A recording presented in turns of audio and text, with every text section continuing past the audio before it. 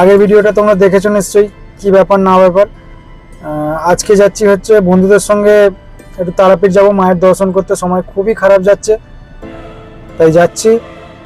বন্ধুরা এখনো পর্যন্ত এসে পৌঁছায়নি, গাড়িতে এসে বসে রয়েছি। আজকে 18 তারিখ, 7টা বেজে 3 এখন বেজেছে। আর খানিকক্ষণের মধ্যেই আমরা বেরিয়ে পড়বো। চলো যাওয়া যাক।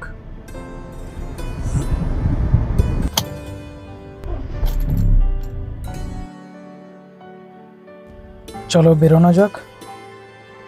গ্যারেজ থেকে গাড়িটা বের করেই গ্যারেজে তালা মেরে আমরা বেরিয়ে পড়লাম তারাপীঠের উদ্দেশ্যে। আমরা উত্তরপাড়া থেকে জার্নি শুরু করেছিলাম, তাই প্রথমে আমাদের সামনে এলো ডানকুনি টোল প্লাজা। এখন বাজে রাত 8টা, আর আগের থেকে রাস্তা অনেক উন্নত। এখন আমরা 70 কিলোমিটার গাড়ি চালাবার পরে চলে এলাম পালসি টোল প্লাজা। শক্তিগড়ে আমাদের দাঁড়াবার কথা ছিল, কিন্তু খিদে পাচ্ছে না, তাই আমরা গাড়িটা আর একটু টেনে দিলাম। এখন বর্ধমান ছেড়ে আমরা রামপুরহাট রোডে উঠছি। এখনও পর্যন্ত প্রায় 90 কিলোমিটার আমরা রাস্তা কভার করে ফেললাম। সিউড়ি, রামপুরহাট, বোলপুরের যে বোর্ডটা সামনে এলো।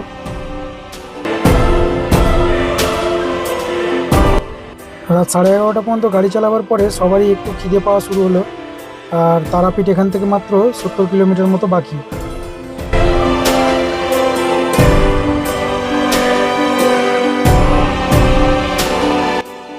সামনের যে ব্রিজটা তোমরা দেখতে পাচ্ছ, এই ব্রিজটা একেবারেই নতুন ব্রিজ। এই ব্রিজটার জন্য অনেক ড্রাইভারই সাধারণ মানুষও অপেক্ষা করেছিল, কারণ এই ব্রিজটা হওয়ার আগে নিচে দিয়ে যেতে খুবই কষ্ট হতো, গাড়ি ড্যামেজ হতো। কিন্তু এখন এই ব্রিজটা হয়ে যাওয়ায় মানুষের অনেক অনেক বেশি সুবিধা হয়েছে, আর যেতেও খুব ভালো লাগে, আর সময়টাও একটু কম লাগে। এই ব্রিজ শেষ হওয়ার পর থেকে শুরু হয় আসল তারাপীঠের রাস্তা। রাস্তায় এত বাম্পার যে আর বলার মতো না। এরপর আমাদের সামনে পড়লো সুন্দর জঙ্গলে ঘেরা একটি রাস্তা, তবে রাত হয়ে যাওয়ার জন্য ততটা বোঝা যাচ্ছিল না। রাস্তায় ভীষণই জাম পাচ্ছিলাম, তাই গাড়ি বেশি জোর টানা যাচ্ছিল না। তাই আমরা একটা ধাবা দেখে রাস্তায় দাঁড়িয়ে পড়লাম। এখন বাজে রাত্রির 12টা 44। ধাবায় ঢুকেই আমরা অর্ডার করে দিলাম হাফ প্লেট করে চিকেন আর গরম গরম রুটি। দাম অনুযায়ী খাবারের টেস্ট ঠিকঠাক ছিল। এরপর আমরা খাওয়া দাওয়া করে বেরিয়ে পড়লাম। এখন যেখানে আছি এখান থেকে যাব সাঁইথিয়া, আর সাঁইথিয়া হয়ে তারাপীঠ। এখন রয়েছি সাঁইথিয়াতে। রাত্রি 1টা নাগাদ আমরা পৌঁছালাম তারাপীঠ, আর প্রথম চোখে পড়লো তারাপীঠের গেট।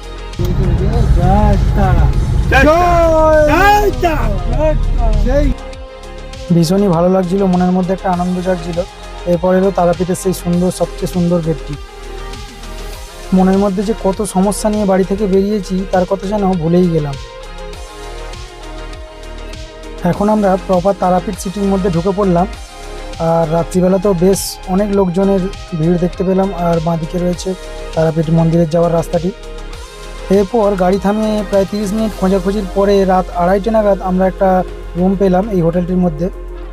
ভাড়া নিয়েছিল 1500 টাকা পার ডে হিসেবে। এসি রুম ছিল, ডবল বেডের।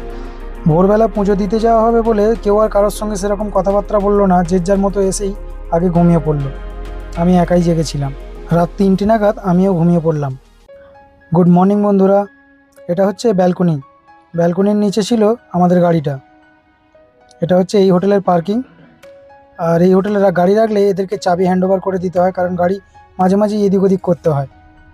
সকালবেলা ঘুম ভাঙতে আমাদের সবারই একটু দেরি হয়ে গেছিলো, কিন্তু তাতে খুব একটা অসুবিধা হয়নি আমাদের। আমরা সবাই বেরিয়ে পড়লাম পূজা দেওয়ার জন্যে। এখন যাচ্ছি মন্দিরের ভিতরে। পশ্চিমবঙ্গের বীরভূম জেলায় অবস্থিত তারাপীঠে মা তারা মন্দির হিন্দু ধর্মের অন্যতম বিখ্যাত সতীপীঠ। ভক্তদের বিশ্বাস, মা তারা দুঃখ কষ্ট দূর করে আশীর্বাদ ও সুরক্ষা প্রদান করেন। প্রতি বছর লক্ষ লক্ষ মানুষ এখানে পূজা এবং দর্শনের জন্য আসেন। তারাপীঠ তন্ত্র সাধনার জন্য বিশেষভাবে পরিচিত। এখানে দাঁড়িয়ে আমি মাত্র 2-3 বার মায়ের মুখ দর্শন করতে পেরেছি, যেটা আমার কাছে অনেক।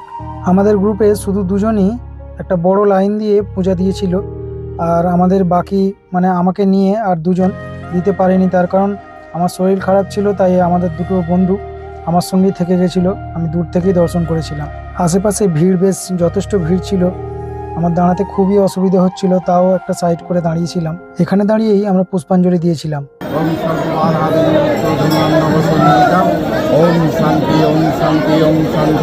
এরপর আমরা 3জন বন্ধু একটা ফটো তুলে বেরিয়ে পড়লাম আস্তে আস্তে মন্দির থেকে।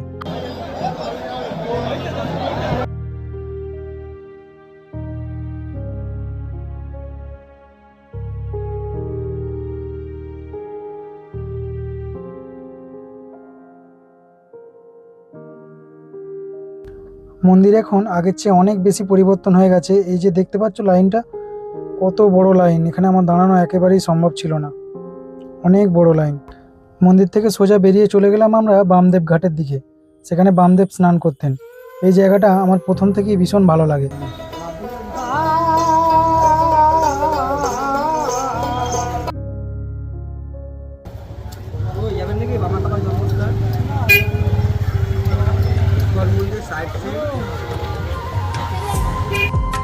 বামদেব ঘাট থেকে আমরা সোজা বেরিয়ে চলে এলাম শ্মশানের দিকে। শ্মশানটা একটু অন্যরকম লাগছিল আগের থেকে, তাই দেখতে ইচ্ছা করলো।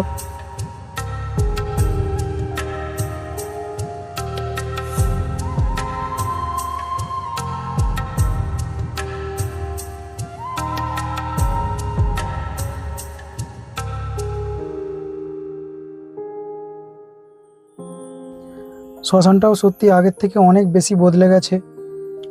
পুরো শ্মশানটা ঘুরে দেখবার পরে আমরা বেরিয়ে পড়লাম রুমের দিকে। আর রুমের দিকে যাওয়ার আগে আমরা যাব টিফিন করতে। আমরা সবাই একটা করে ডাব খেয়ে দিনটা শুরু করলাম, আর তারপর একটা করে ধোসা খেয়ে আমাদের টিফিনটা কমপ্লিট করলাম। এরপর আমরা হাঁটতে হাঁটতে সোজা চলে এলাম রুমের দিকে। আর রুমে খানিকক্ষণ রেস্ট নেওয়ার পরে আমরা অনেকক্ষণই নিজেদের মধ্যে গল্পগুজব করলাম। তারপর অপেক্ষা করছিলাম দুপুরের খাবারের। তারপর আমাদের সামনে চলে এলো দুপুরের খাবার, চিকেন, ভাত, ডাল, শুক্তো। এর জন্যে 250 টাকা পার প্লেট হিসেবে আমাদের খরচ হয়েছিল। সন্ধ্যা 6টা নাগাদ আমরা হোটেল থেকে বেরিয়ে চললাম কঙ্কালীতলার উদ্দেশ্যে। রাস্তায় ওঠা মাত্রই আমাদের চোখে পড়লো অনেক ফলের দোকান, তাই সেখান থেকে একটা দাদা আমাদের একটা আনারস কিনে নিল।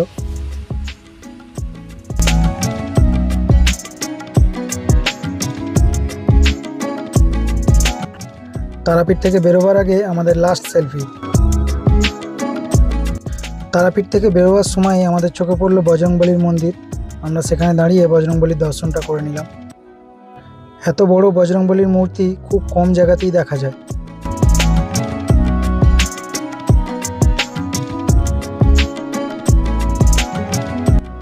দর্শন হয়ে যাওয়ার পরে সুন্দর রাস্তার মজা নিতে নিতে আমরা চললাম। আর রাস্তায় পড়লো বামদেবের বাড়ি। এই যে ডান দিকটা, এখানেই রয়েছে বামদেবের আদি বাড়ি। কিন্তু আমরা এখানে ঢুকিনি, আমরা সোজা বেরিয়ে গেলাম। আজও এই গ্রামটাতে অনেক মাটির বাড়ি দেখা যায়।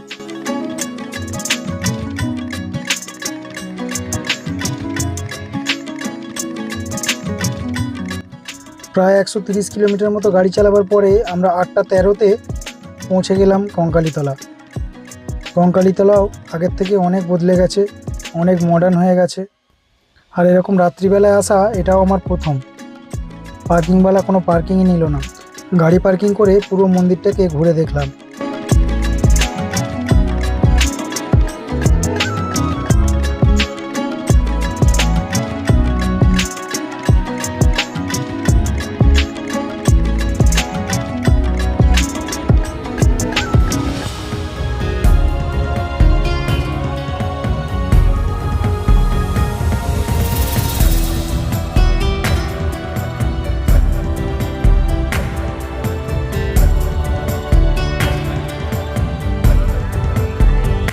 পুরো মন্দিরটা দর্শন করার পরে আমরা চলে গেলাম মন্দিরের পিছন দিকে রয়েছে কোপাই নদীর ঘাট।